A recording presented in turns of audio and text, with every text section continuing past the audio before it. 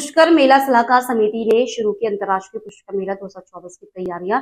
2 नवंबर से 17 तक चलेगा पुष्कर पशु व धार्मिक मेला। पुष्कर के मेला मैदान में 9 नवंबर को ध्वजारोहण के साथ विधिवत रूप से मेले का आगाज होगा। जिला प्रशासन, पर्यटन विभाग और पशुपालन सहित विभागीय स्तर पर तैयारियां शुरू हुई।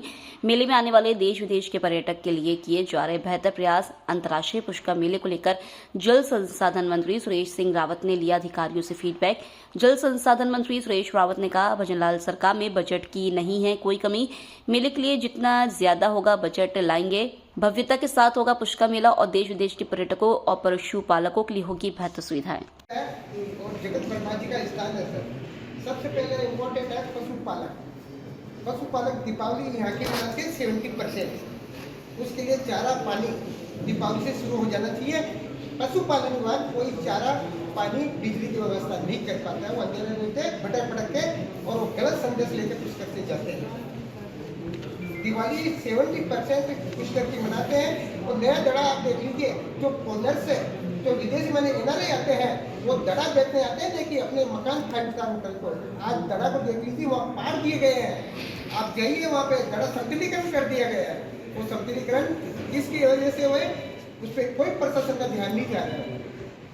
जो बाहर से विदेशी आ रहे हैं ना सर, वो दड़े देखने के, धुरे देखने के लिए आते हैं।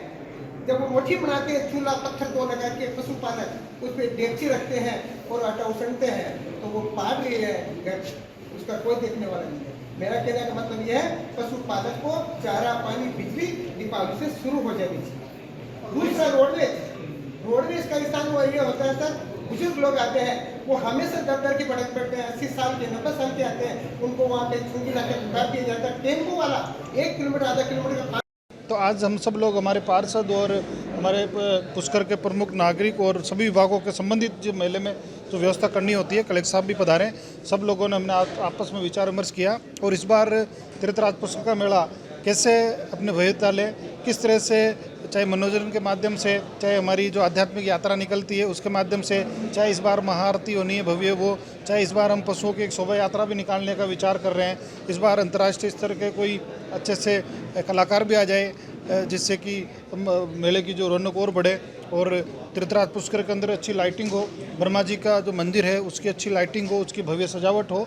और ब्रह्मा जो मंदिर के पीछे एंट्री प्लाजा है उसके अंदर भी इस मेले से हम कुछ न कुछ नवाचार करके अच्छे प्रोग्राम करने की शुरुआत करेंगे। इस तरह से हमारे पुष्कर में आने वाले सभी श्रद्धालु, क्योंकि लाखों लोग आते हैं देश और दुनिया से, उनको किसी प्रकार की असुविधा ना हो, उनको सारी की सारी सुविधा मिले, अच्छी तरह से रहन बसेरे की व्यवस्था हो, जो बाहर से जो लोग आ रहे हैं उनको पीने के पानी की व्यवस्था हो, शौचालय आदि की व्यवस्था हो, हमारी जो रोडें का जो पेचवर्क वगैरह होना है वो भी हो। इन सब विषयों पर हमने चर्चा करी।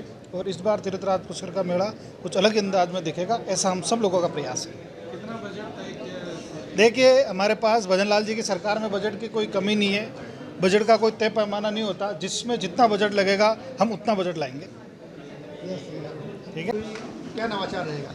पुष्कर मेले को लेकर आज पुष्कर में, जैसा आप जानते हैं कि माननीय मंत्री महोदय और सभी जो हमारे जनप्रतिनिधि हैं, आमजन हैं, मीडिया है, सभी हमारे अधिकारी, सभी से आज संवाद ये कार्यक्रम रखा गया। तैयारियों को लेकर जो सुझाव थे वो सभी के आए हैं, क्या क्या इम्प्रूवमेंट कर सकते हैं। अभी तक जो विभागों को जो कार्य दिए गए थे उनके द्वारा क्या क्या कार्य अभी तक किए गए हैं, टाइमलाइन उनको दी गई थी, उस टाइमलाइन के हिसाब से क्या उन्होंने अपने टेंडर के कार्य या अन्य जो भी कार्य है वो शुरू कर दिए कि उसी को लेके आज ये रिव्यू रखा। कुछ अन्य सुझाव आए वो भी इंक्लूड करेंगे और अधिक पुष्कर का ये मेला भव्य बने और इंटरनेशनल स्तर पे जो इसकी लोकप्रियता है और बढ़े। यही माननीय मुख्यमंत्री जी के भी निर्देश हैं और सरकार के निर्देश हैं। तो उसी अनुरूप सारे विभाग कार्य कर रहे हैं। जो भी आवश्यकता होगी निश्चित तौर पर कराया जाए।